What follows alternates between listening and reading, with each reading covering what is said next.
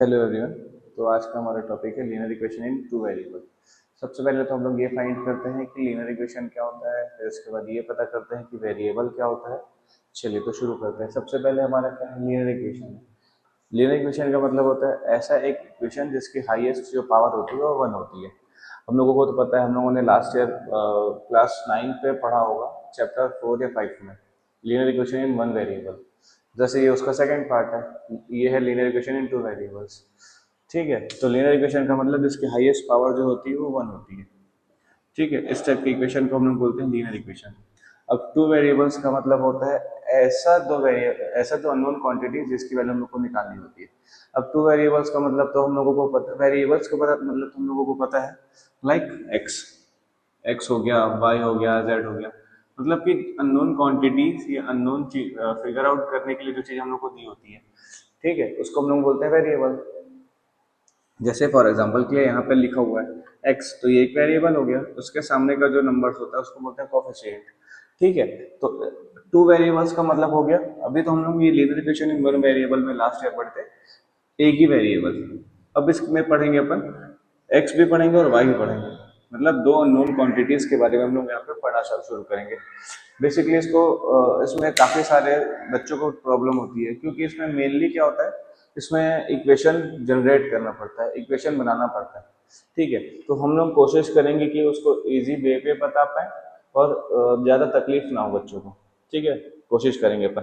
तो और इसका इक्वेशन को सॉल्व करेंगे, तो फिर इक्वेशन सॉल्व करने के लिए किसी न किसी मेथड की तो जरूरत पड़ेगी। बेसिकली इसमें दो मेथड होता है। ठीक है, पहला मेथड ग्राफिकल मेथड और एल्जेब्रिक मेथड। ओके, अब एल्जेब्रिक मेथड जो होता है उसकी भी बेसिकली तीन पार्ट्स होती है। पहला होता है सब्स्टिट्यूशन मेथड।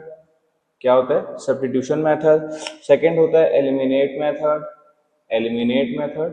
और तीसरा होता है क्रॉस मल्टीप्लिकेशन। ठीक है, क्रॉस मल्टीप्लिकेशन मेथड भी होता है, क्रॉस मल्टीप्लिकेशन बोलते हैं। पहले क्या बोला मैं, दो पार्ट में इसको डिवाइड किया गया है। पहला होता है ग्राफिकल मेथड, दूसरा होता है एल्जेब्रिक मेथड। एल्जेब्रिक मतलब कि एल्जेब्रा जैसे हम लोग पढ़े थे, ये सारी चीजें जो इक्वेशन के फॉर्म में।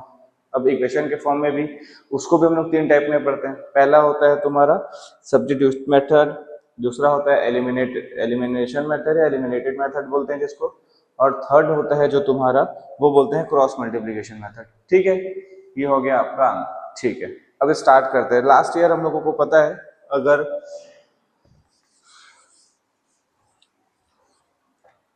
अननोन क्वांटिटीज, सपोज अगर हम लोगों का एक एग्जांपल लेके देखते हैं, अगर एक ट्रायंगल है, ओके, ये एक ट्रायंगल हो गया, लाइक ए बी सी। हम लोगों को इसकी वैल्यू दी हुई है, क्या क्या है, x+14 है, इस कॉर्नर की वैल्यू x+14 है, x+40 प्लस x+20, एंड यहाँ की जो वैल्यू है वो 8, सॉरी x है। तो अब हम लोग इसको सॉल्व किस वे में कर सकते हैं, ये हम लोग लास्ट ईयर भी ऐसा इस टाइप के क्वेश्चंस पढ़ चुके हैं क्लास 9। तो थोड़ा उसको रिकॉल करते हैं। सबसे पहले हम लोगों को पता होना चाहिए इसमें बेसिक क्या है, कि ट्रायंगल का सम कितना होता है। What is the sum of triangle? So triangle का सम होता है, वो होता है 180। सो हियर, यहाँ पे बोल रहा है, हम लोगों को पता है, so here we know that, what we know that the sum of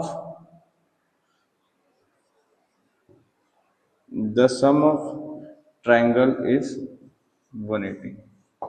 ठीक है, तो हम लोगों को पता है जो ट्रायंगल का सम होता है वो होता है 180। उस कंडीशन पे अपन नाम रख लेते हैं। मतलब हम लोग ये बोल सकते हैं कि जो ए का, बी की जो वैल्यू और वो सी की वैल्यू है, वो तीनों को मिला के मेरे को ना 180 चाहिए होगा। ओके, ठीक है, तो ए की वैल्यू क्या हो गई यहाँ पे एक्स, बी की वैल्यू क्या हो गई x+40, एंड सी की हो गई x+20, इक्वल्स टू हो गया आपका 180। अब x x x वाले को प्लस करूंगा तो हो जाएंगे यहाँ पे 3x, एंड नॉन x वाले को 4+2=6, एंड 0 का 0, तो हो गया 60। क्योंकि मेरे को इस वेरिएबल की वैल्यू फाइंड करनी है, इसलिए मैं क्या करूंगा, इस वाले टर्म के अलावा जो भी टर्म होगा उसको मैं राइट साइड ट्रांसफर कर दूंगा। तो ये क्योंकि पॉजिटिव में, तो उधर जाके निगेटिव हो जाएगा। तो 3x को मैं एज 3x लिखता हूँ, 180 - 60 ओके, तो 3x equals to 180 minus 60 equals to 120। Then यहाँ पे क्या होगा, x की वैल्यू मेरे को फाइंड करनी है जैसे मैं आपको यहाँ पे बताया था। तो x के साथ, इस टर्म के साथ तो कुछ और भी नहीं है, तो एक्स्ट्रा क्या है पे 3, तो 3 को तो डिवाइड कर देता हूँ। डिवाइड क्यों करूंगा, क्योंकि x और इसका जो रिलेशन है वो आपका है मल्टीप्लीकेशन का, तो वो जब ट्रांसफर होगा तो ऑटोमेटिक डिवीजन हो जाएगा। तो 120 अपॉन में 3,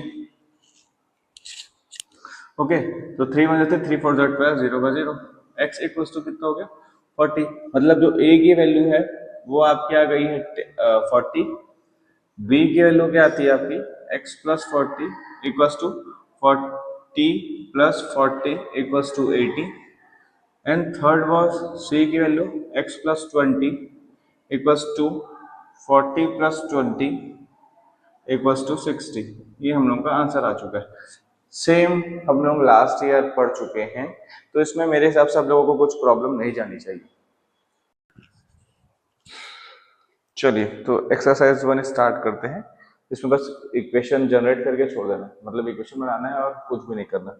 तो फर्स्ट क्वेश्चन है, the cricket coach in a school purchase 3 bats and 6 ball for ₹3,900. His both a bat and 2 balls from the same shop for ₹1,300। सबसे पहले तो हम लोगों को इसमें दोनों क्वांटिटीज दी है, पहला बैट और बॉल दिया है, ठीक है। हम लोगों का एग्जैक्ट प्राइस नहीं दिया गया है इसमें। हम लोग क्या बोलते हैं, सबसे पहले इक्वेशन बना लेते हैं। सबसे पहले हम लोग इसको सॉल्व कर लेते हैं, इक्वेशन बना लेते हैं, ठीक है। तो इसके लिए सॉल्व हम लोगों को पहले तो लेना पड़ेगा ना कुछ, कि बैट को x ले लेते हैं और बॉल को y ले लेते हैं, इस टाइप का कुछ। तो उसके लिए हम लोग क्या बोलते हैं, let the cost of bat be x and the cost of ball be y। Okay, तो हम लोग यहाँ पे बैट को मान लिए हैं x और बॉल को मान लिए हैं y। अब हम लोग को क्या बोल रहे हैं, हम लोग अकॉर्डिंग टू क्वेश्चन, ठीक है, अकॉर्डिंग टू क्वेश्चन हम लोगों को क्या बोल रहा है कि जो अपना केस 1 ले लेते हैं जैसे, फिर ठीक है, मतलब कि कितना बोल रहा है भाई, 3 बैट्स और 6 बॉल है। तो बैट मतलब कि 3 बैट प्लस 6 बॉल है। बॉल को हम लोगों ने लिया था y, तो यहाँ पे लिख लेते हैं y। और दोनों का जो कॉस्ट था वो था 3,900। ये हो गया इक्वेशन 1। केस 2 बोलता है, क्या बोल रहा है, एक बैट बोल रहा है और 2 बॉल बोल रहा है। मतलब एक बैट का मतलब है x plus 2 ball 2y equals to उसका है जो 1,300, वही ना, हाँ रुपीज। ये इक्वेशन 2, बस यही हम लोग को बनाने बोला गया।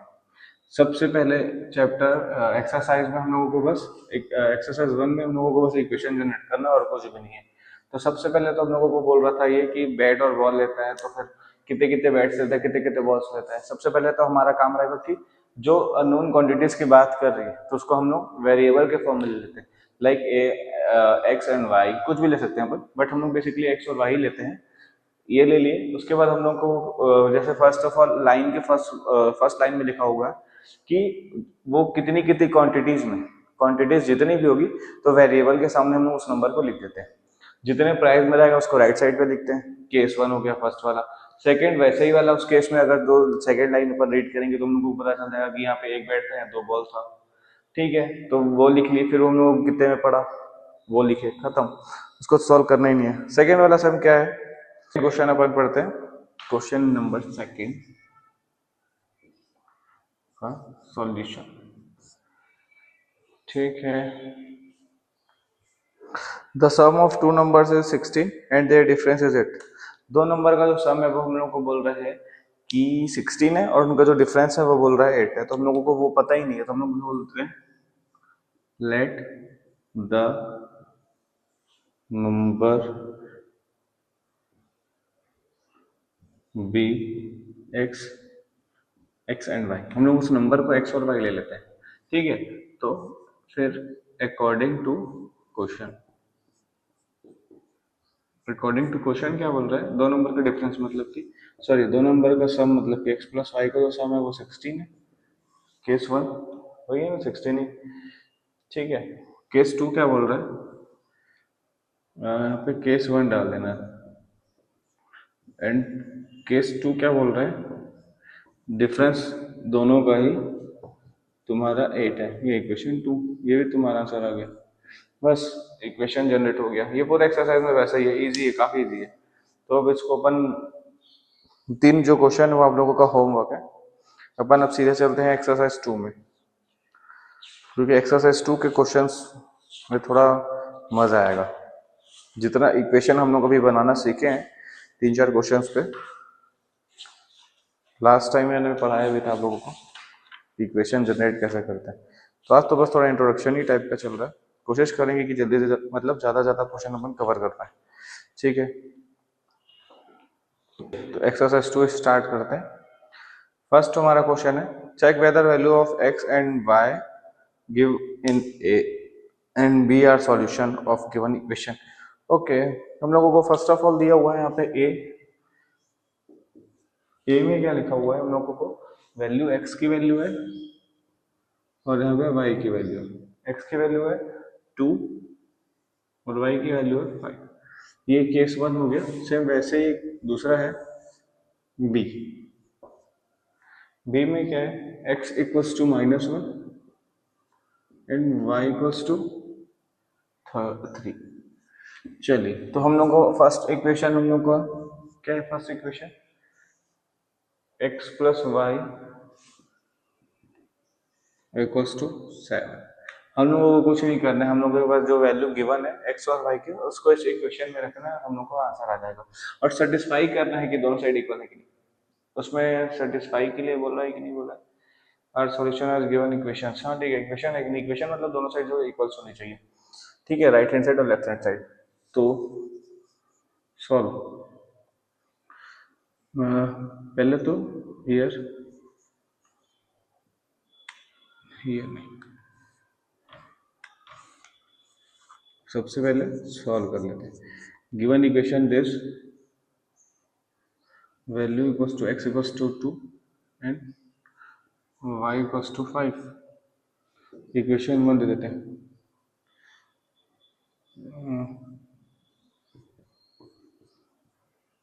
सॉरी, चलो x और y की वैल्यू यहाँ पे दी हुई है, x की वैल्यू 2 है और y की वैल्यू 5 है। तो हम लोग एक काम करते हैं, इसको पुट इन इक्वेशन 1, इसको इक्वेशन 1 में कर देते हैं। पुट इन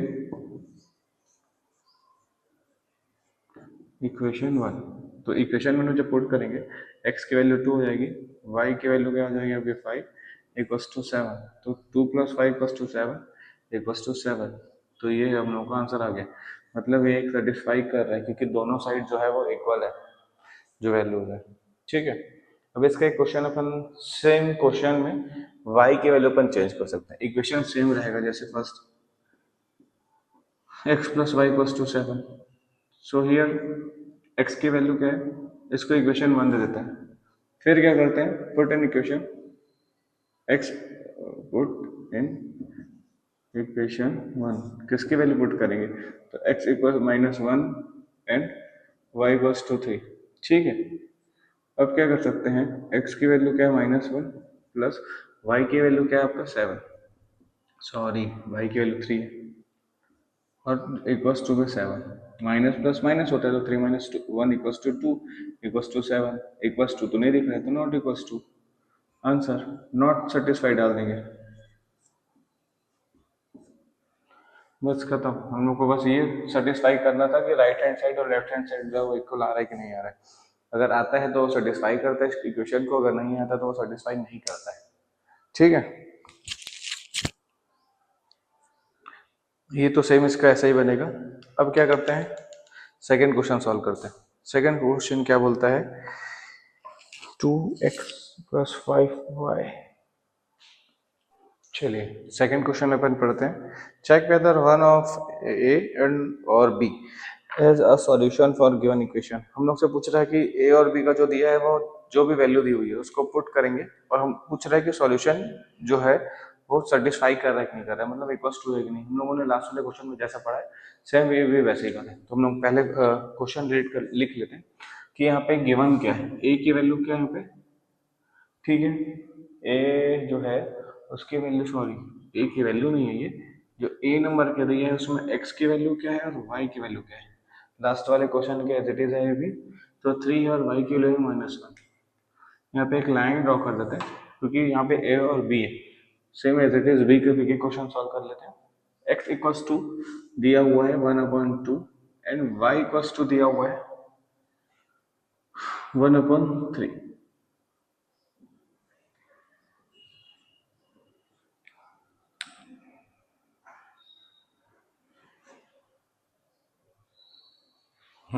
तो x की वैल्यू ये है, सॉरी ए की वैल्यू, ए में x की वैल्यू 3, y की वैल्यू -1 है और b में जो है x की वैल्यू 1/2 है, y की वैल्यू है 1/3। सबसे पहले इक्वेशन क्या है, 2x + 5y, 2x + 5y equals to 1, sorry equals to -1।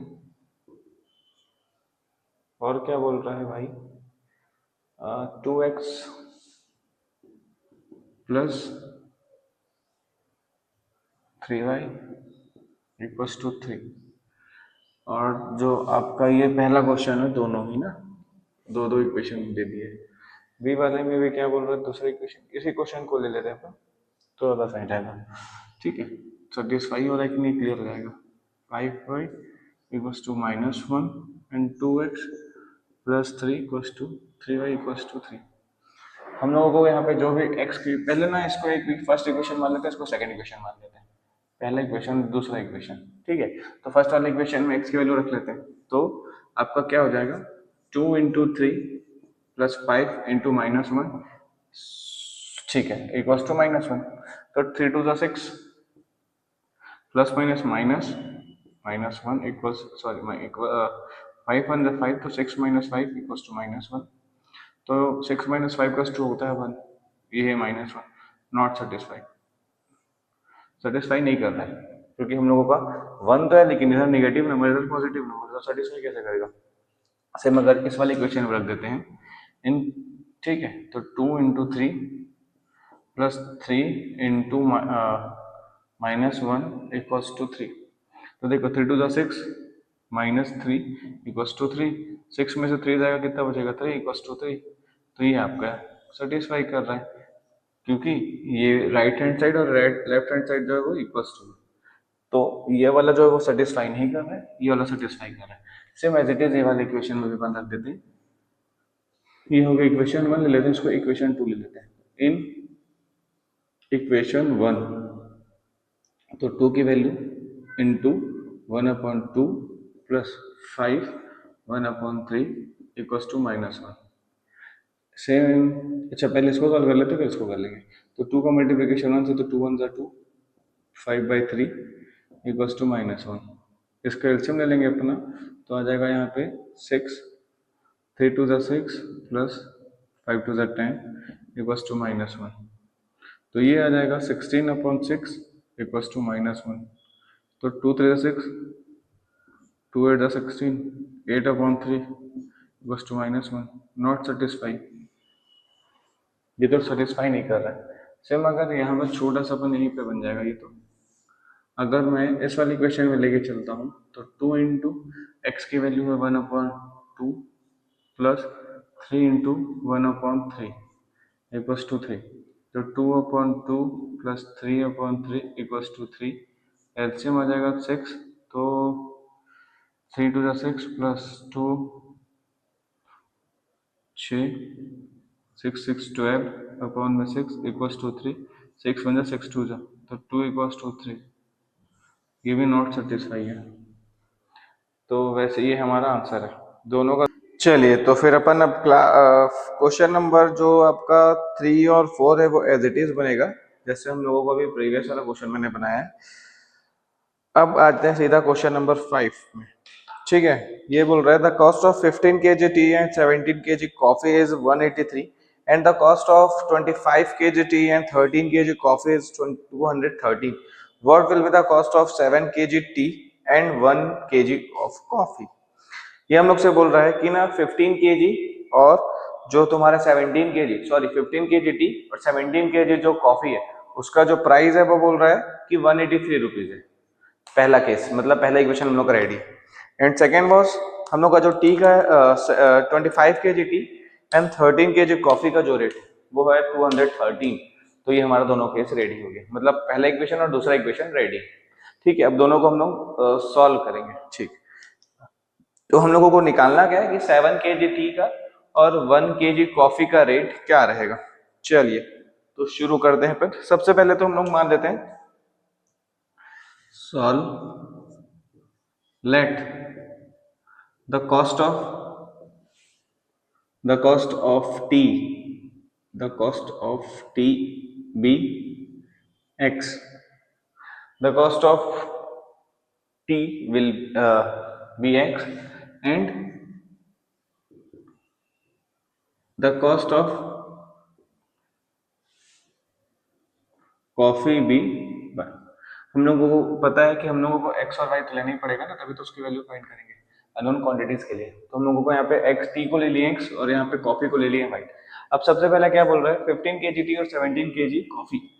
तो अकॉर्डिंग टू क्वेश्चन, ठीक है, क्या बोल रहा है 15 kg टी, 15 टी को मैंने x लिया हुआ है तो यहाँ पे x ले लेता हूँ प्लस और क्या है 17 kg, तो 17 कॉफी को y है तो ये y हो गया। ओके, अब दोनों का जो कॉस्ट है वो है 183 रुपीज, इक्वेशन 1। ठीक है, सेकंड वैसे ही बोल रहा है कि क्या है भाई 25 kg टी, तो 25x प्लस 13y का जो कॉस्ट है 213 है। ये हो गया आपका second.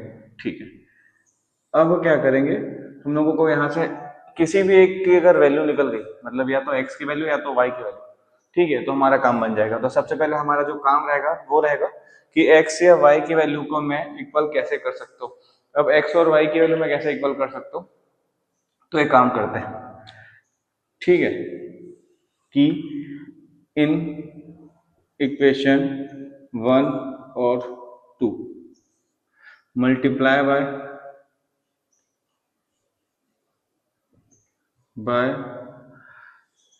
Equation 1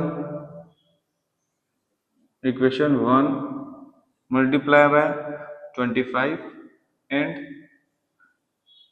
equation 2 multiply by 15। ठीक, अब मैं जो लिखा हूँ उसका मतलब बताता हूँ।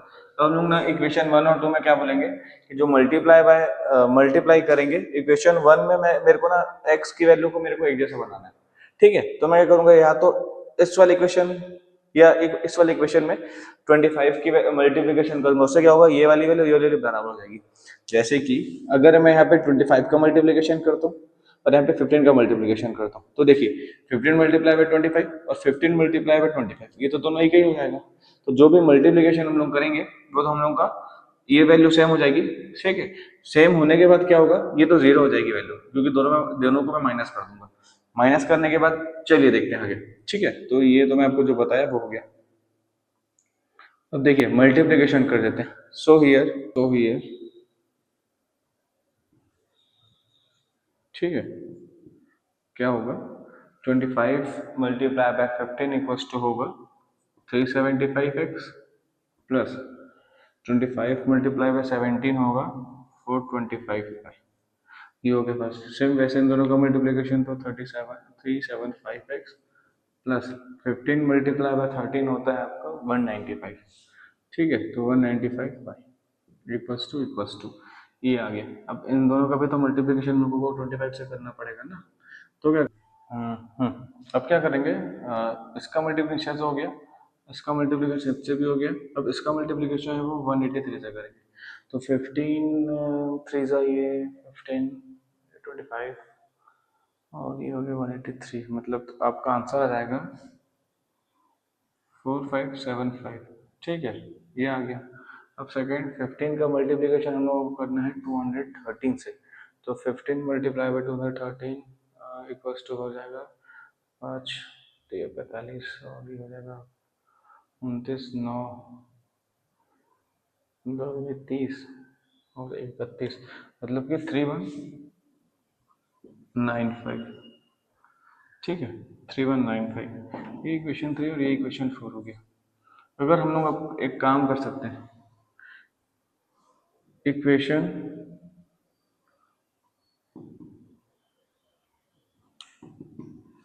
अब क्या करते हैं,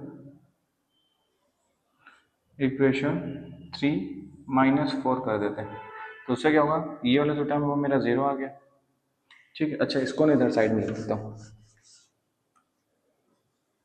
इन इक्वेशन 3 -4, ठीक है, तो ये तो 0 हो गया। अब अगर इसमें से माइनस करूंगा तो ये हो जाएगा 0, ये हो गया 3, ये हो गया 12, 3, ये तो 230y इक्वल्स टू हो जाएगा, ये 0, ये हो जाएगा 4, ये होगा 17, मतलब कि 8, ये हो जाएगा 4 - 1 इक्वल्स टू 3, ये 1, तो 1380 ये आपका आ गया। ठीक है, अब अगर मैं यहाँ से y की वैल्यू निकालूँ तो कैसे निकालूंगा, y इक्वल्स टू हो जाएगा 1380 अपॉन में 230, 0 कैंसिल आउट, 3 के टेबल में 18 आएगा, 3 6 आर 18, मतलब y की वैल्यू आ गई आपकी 6। ठीक है, ये हम लोग की y की वैल्यू आ चुकी है। अब एक काम करते हैं, इतने में बन जाना चाहिए वैसे तो, y की वैल्यू 6 आ गई है। अब क्या कर सकते हैं, in equation 1 y put in equation बनाएगा, put in equation 1 y equals to 6, जो हम लोग की y की वैल्यू है उसको हम लोग इक्वेशन 1 में रख देते हैं। तो देखिए 15x प्लस 17y, ठीक है, तो y की जगह में डायरेक्ट 6 लिख देता हूँ, 6, ठीक है, इक्वल्स टू 1 लिख सकते हैं। हम लोगों को पता है 15x प्लस 6 अपने 42 का 4 नहीं 2 इक्वल कैरी 1 6 on 6 और 4 102 इक्वल्स टू 183। इसको निकालना है तो इसको ट्रांसफर कर देते हैं, ये पॉजिटिव हो जाता है negative, 15x equals to 183 minus 102, 15x equals to 3 में से 2 जाएगा, बचेगा 1, 8 में से ये तो 81 हो गया। ठीक है, तो x की वैल्यू आ गई आपकी 81 अपॉन में 15। चलिए, तो अब इसको डिवाइड कर देते हैं, 81 डिवाइडेड बाई 5, 15 है, सॉरी, ठीक है। तो देखिए 3 5 15, 3 2 6, 3 7 21 हुआ, 5 5 25, 2 बचा, 5 4 20, तो x की वैल्यू आ गई 5.4, मतलब ठीक है, x की वैल्यू भी आ गई है और y की वैल्यू भी आ गई है। अब हम लोग से क्या पूछा था लास्ट में कि 7 kg ऑफ टी, तो टी को हम लोगों ने माना था, so 7 kg of tea equals to हो जाएगा, टी का मतलब था 5.4, राइट, हाँ, एक्स की वैल्यू जो लाया था पर, तो 7 मल्टीप्लाई बाय 5.4 इक्वल्स टू हो जाएगा आपका